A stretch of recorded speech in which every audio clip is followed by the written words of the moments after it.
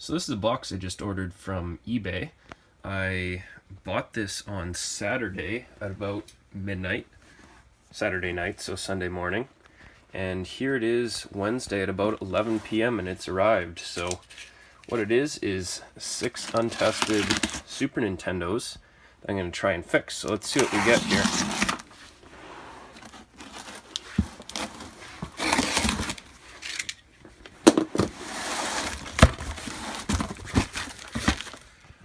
So, first thing I see, one of the cases is pretty busted.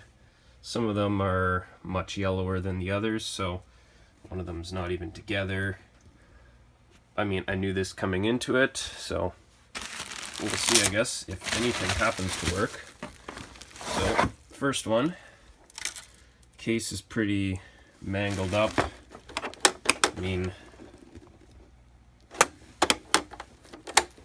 Switches move. So something's moving inside there. Power's there at least. AV hookups. The screws appear to still be there. So I guess let's plug a game in and see what we get from this. So this is Super Nintendo. This is my working system, so I know that game works. And let's hook this up and fingers crossed.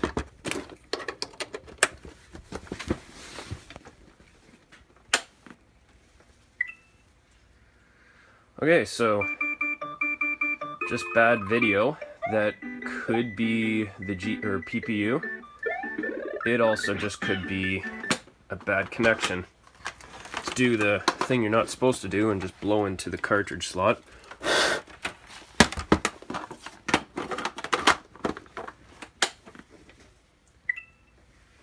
No.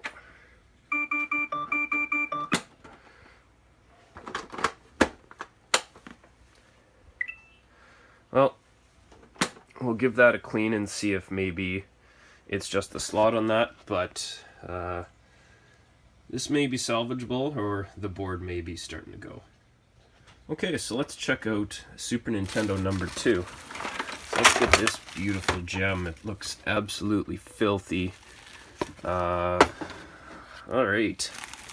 so this has definitely seen better days. The inside does not look nice. There's some sort of, I don't know if you can see that on the camera, there's some sort of red crap on those pins there. Looks like there's gunk all in there. Who knows what we're gonna get with this. Security screws are still there. Let's see what we can do. My trusty Super Mario. And moment of truth. We have light. I just saw a flash. Okay. Restart. Nope. So this could be due to the pins being coated with some sort of crap. Now I'm getting nothing. I think this might just be some... So I'm going to try a very quick fix. It may not do anything right away, but a little bit of 99% isopropyl alcohol. Toothbrush I use every day. Actually, no, this is an old toothbrush, but just give it a bit of a scrub. I can't really get in there very well, so all this is going to do is get some of the loose crap out of there.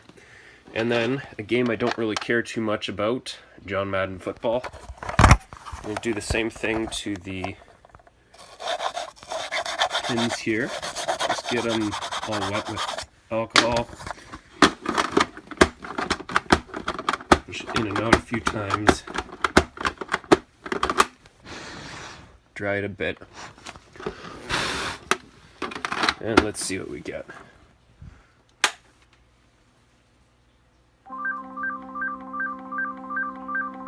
So, despite looking absolutely horrible, this one works.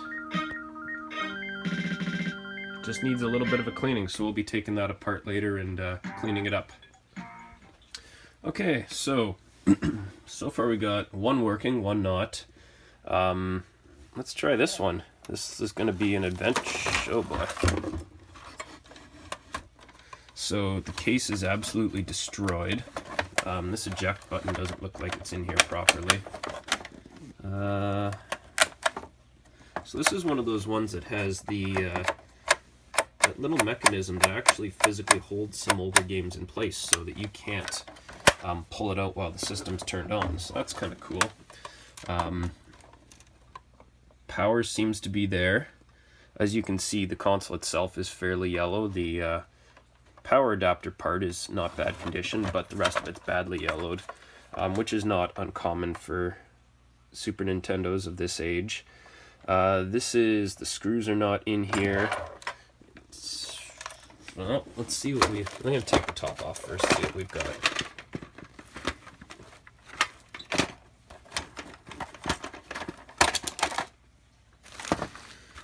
Okay, so there's no power switch.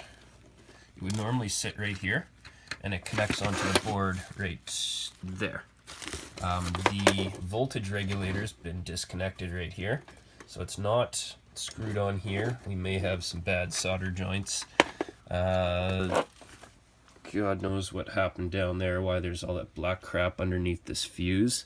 So I have no way of testing this right now. I need to get a power switch for it and see if it works. So that might be a task for another day. So in the meantime, we'll just kind of put that back and put that off to the side. So I'm going to use the power switch from one of the other consoles just to test and see what we get. So as I mentioned, it just plugs in right there, and it normally sits not that way, but facing up like that. I'm going to keep it off to the side just so that it doesn't touch any parts and send power where it shouldn't be. Otherwise, everything else generally seems hooked up. The voltage regulator is disconnected from this heatsink, so I don't know if that might be shot or what the deal is, but only really one way to find out. Oh, this feels loose. Well, let's plug it in and see what we've got. Okay, so we have a red light, which is positive. Let's throw a game in here. Oops. Let's line that up properly here. Ah, what the hell, let's put the cover on. So, luckily the cover's absolutely shattered, so the power switch can kind of hang out over there. We'll plug a game in, flip it on, and nothing. Let's move that around. I get no action with that at all. I'm going to try an RF cable and we'll be back in a moment. Okay, so I've got the RF adapter hooked up to this right now. I've got the TV tuned to channel 3, so let's try turn it on and see what happens. And switch is going on.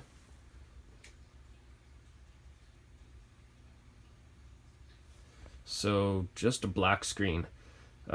Could be the cart connector is dirty and needs to be cleaned, hopefully. A notorious issue with Super Nintendos is a black screen, and sometimes it's due to a dead CPU or PPU chip, in which case it's usually not worth the effort to go through fixing. But I'll keep playing around a little bit. I'll probably try that trick with the alcohol and the cart and see if we can get it working at all in the next little bit. Also, it looks like they've sent me a couple new eject buttons, which is good. I'm guessing one of these, yeah, that one's missing one, and this one's missing one. Okay, so they've obviously tried to tinker with some of these. There's the back little bit of a casing. Maybe that can be glued together just for the time being. Oh, there's a power switch right here. So, in a little bit I may actually try and attach that. There's some cart connectors, there's some pieces of plastic that probably belong to something, screws, a couple controller ports. So I fear the worst about these remaining systems, as they may not have some of these parts, but let's see what we've got. Next, no controller ports, no eject button. It doesn't even look like there's a circuit board in here. Oh, there's part of it. The pin connector's been removed. Doesn't feel like there's a switch, so nothing's gonna come of that. This one, I can't even, oh, there's the cart connector. There is no controllers, so I will need to hook those up from the bag of junk that I just got and see if we can get anything going from this guy here. And then lastly, this one should be fun.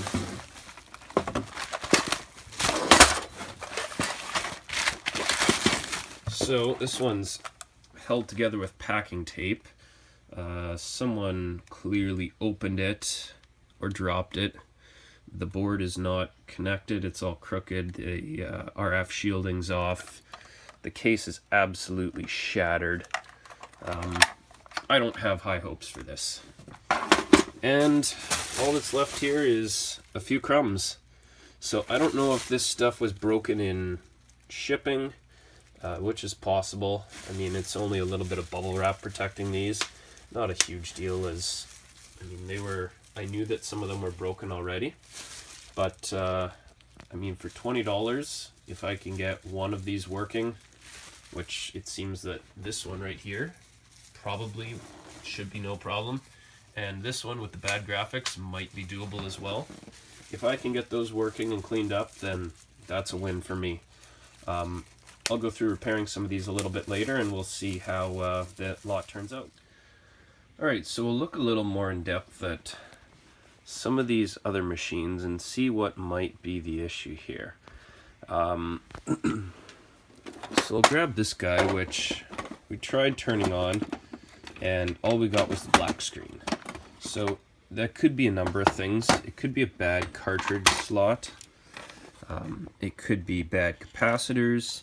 As I mentioned before, that voltage regulator isn't really attached well, so it could be not feeding the right voltage out. There could be broken trace somewhere. Could really be a whole number of things at play here. So just a quick peek under the hood. Take the eject button off. Take the RF shielding off.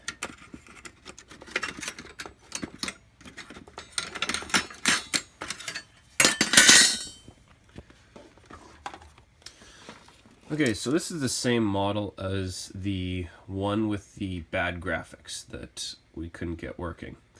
So it has the two PPU chips, the CPU, this is the work RAM, and then the video RAM, two VRAM chips here. I mean, at first glance, everything seems to be okay. I'll have to look a little more in depth. I don't see any major corrosion on the board. The cartridge slot appears to be okay. There's some stuff deep in there which you can't really pick up on camera. Underneath the capacitors, they're not big and puffy or anything like that. They don't look like they've leaked. This is the soundboard, which I had mentioned in one of the previous videos. The RF shielding comes right off, and again, everything looks good. So it's hard to say what the problem will be here. This one could be due to bad RAM, it could be a faulty CPU. It's not necessarily going to be an easy fix. So I'm going to put that one back together, and we will try and tackle that a bit more in depth in a future video. So the next one we're going to look at is this one. Now, this guy is in absolutely horrible condition. The case is smashed up, the parts are completely missing. My guess is this is just going to be a parts donor, but let's see what we're looking at here. So open it up. I mean, at the very least, you have a fully functional lock mechanism. The buttons still seem good, so I mean, those are parts that can be useful. So look at this here. Oh, there's a power switch there, so I'll just take the board off. So these pins are all mangled, and so again, this is the same board type as the previous one, the SHVC CPU 01, and it's just to get a reference of what is supposed to be there, right at the bottom here.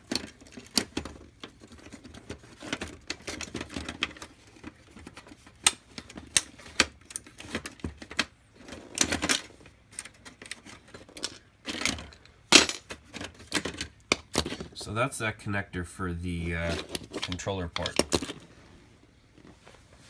So I don't know that I'm going to be able to get a new connector installed there, so this board is probably toast.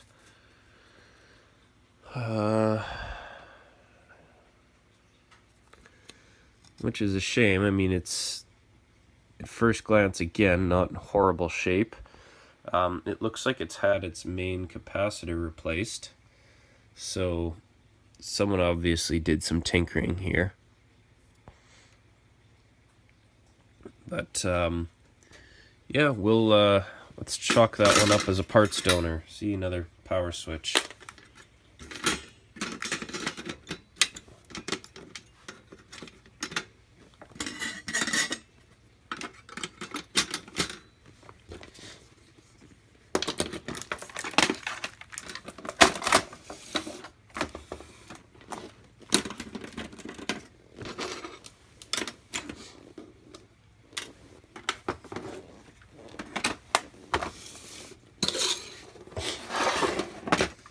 Alright, next, again, we have a fully functional lock mechanism on the top. Now this is looks like a different revision of the board, because it's a shorter board, different layout. This one was made in 1992, these ones were 1990, I believe. The pin connector's just been removed. That's been one of those ones that's in my bag of junk that was sent along with the box. The other thing is the power jack's been removed. It's been desoldered. These just don't pop off, so it's been taken for parts. Again, maybe someone's been tinkering with this and has decided that they can't make it work, or maybe it just wasn't working and they decided to steal the power jack. Who knows? But I may try and pop in a power jack onto this guy and see what I can get. The back of the board, I mean, doesn't look bad. It's hard to say without really investigating thoroughly what the issue would have been. But, I mean, this is in better shape than that guy. So, possibly, outside chance that this guy might work.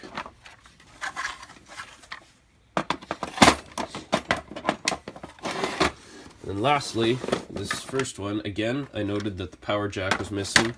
Functional lock mechanism here. Take off the eject arm.